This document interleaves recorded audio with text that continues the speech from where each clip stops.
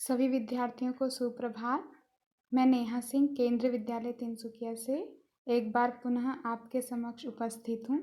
हमने एक कविता पढ़ी थी ऊँट चला और मुझे बहुत खुशी हुई कि बहुत सारे विद्यार्थियों ने उसको याद भी किया और उन्होंने प्रतिपुष्टि भी दी। आइए अब उसी कविता से संबंधित इन प्रश्नों के उत्तर हम सीखेंगे और उम्मीद करती हूँ कि आप सभी विद्यार्थी सुंदर सुंदर राइटिंग में इसे अपनी कॉपी में भी करेंगे। पहला प्रश्न देखिए, आपको अपने अपने स्क्रीन पे दिख रहा होगा। पहला प्रश्न, नीचे लिखे शब्दों के अर्थ लिखो, यानी इन शब्दों का अर्थ बताना है आपको। क नंबर पे बालू, बालू का क्या मतलब होता है? रेत। बालू मीन्स रेत। ख करवट, कहते हैं करवट लेना, यानी हाथ या पीठ के बल लेटने की स्थिति। जब हम सोते हैं तो या तो हम पीठ के बल लेटे रहते हैं, कभी इधर उधर करते हैं तो कहते हैं करवट ले रहे हैं। दूसरा प्रश्न, ऊँट कहाँ ज़्यादा मिलते हैं? सड़क पर या रेगिस्तान में? सड़क पर नहीं मिलते, हमने पढ़ा था कविता में कि वो रेत में रहता है, इसलिए रेगिस्तान में, क्योंकि रेगिस्तान में ही रेत मिलती है। तीसरा प्रश्न, बालू या रेत कहाँ पर मिलती है? बालू या रेत समुद्र, नदी के तट या फिर रेगिस्तान में मिलती है।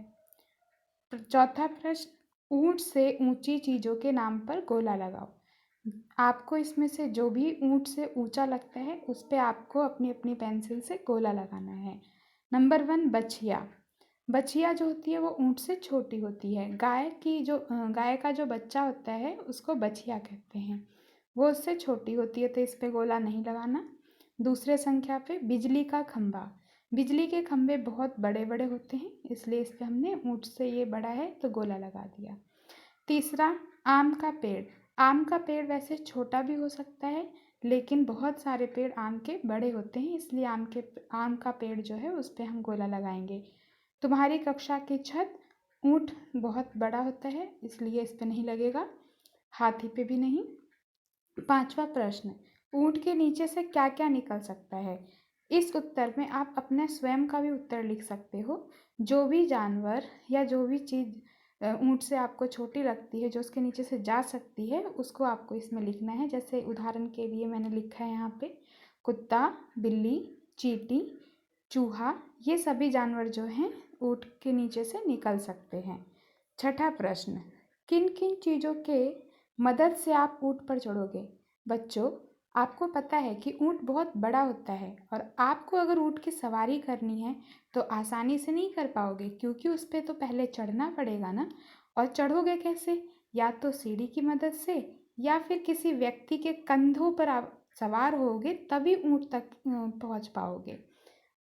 तो इसलिए इसमें आप लिखेंगे सीढ़ी की मदद से या किसी व्यक्ति के कंधों पर सवार होकर। सातवां प्रश्न, बताओ ये सब क्या क्या उठाकर चलेंगे?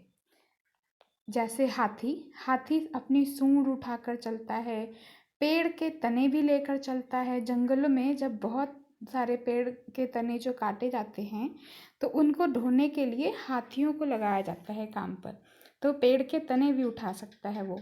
फिर है गन्ना, गन्ना पसंद है ना हाथी को, तो इसमें आप गन्ना या केला भी लिख सकते हो, क्योंकि हाथी का ये सबसे मनपसंद भोजन होता है।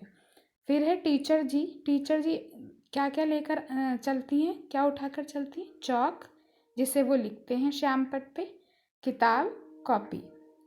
इसमें आप अपने खुद के भी उत्तर लिख सकते हो जो आपको लगे कि आप यहाँ लिखना चाहें। पिताजी क्या लेकर चलते हैं? Bag, mobile phone, laptop. शेर, शेर अपनी गर्दन भी ऐसे ऊपर उठाकर चलता है, तो इसमें शेर लिख दो।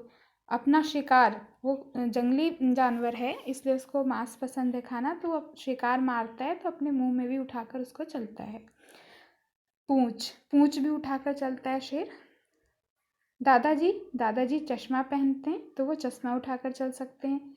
और उन्हें समाचार पत्र पढ़ने का बहुत शौक होता है, होते हैं ना बहुत सारे दादाजी जिनको रोज़ समाचार पत्र पढ़ना होता है, तो वो भी उठाकर चलेंगे।